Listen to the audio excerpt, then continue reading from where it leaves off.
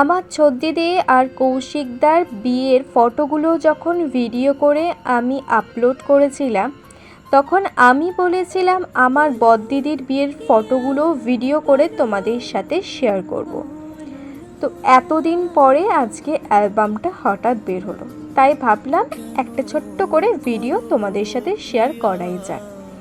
দিনটা ছিল 26শে জানুয়ারি, হ্যাঁ, প্রজাতন্ত্র দিবসের দিন। 2015 সালে আমার বড়দিদি সোমাশ্রী আর প্রলয়দা বিবাহ বন্ধনে আবদ্ধ হয়েছিল। প্রায় 10 বছর কেটে গেছে। আমার বড়দিদির বিয়ে হয়েছে 19 বছর বয়সে। তখন আমি পড়ি ক্লাস 5। সত্যি কথা বলতে তখন ছোট ছিলাম বলে হয়তো বুঝিনি যে দিদির বিয়ে হয়ে যাওয়াটা ঠিক কতটা বেদনাদায়ক একটা বিষয়। কিন্তু আজ 10 বছর পরে যখন সেই ঘরটায় আমি একা থাকি দিন শেষে এসে, তখন বুঝতে পারি দিদিরা আসলে কি। আমি সত্যি জানি না একটা দাদা বোন বা দাদা কীরকম কী সম্পর্ক হয়, কিন্তু একটা দিদি আর একটা বোনের সাথে সম্পর্কটা সবথেকে পবিত্র সম্পর্ক আমি জোর গলায় বলতে পারি।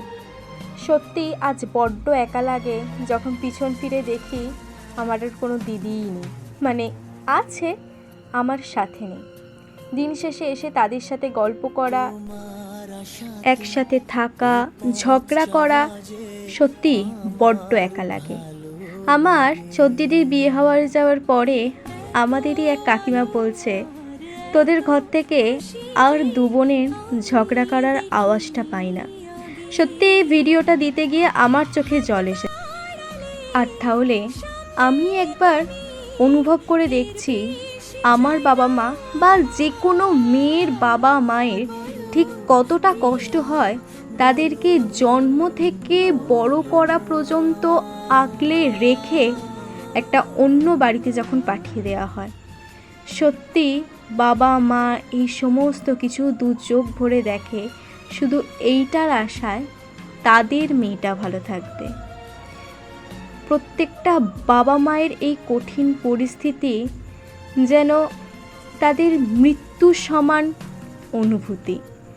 তবুও আমাদের প্রথা অনুযায়ী এগুলোকে মানতেই হবে।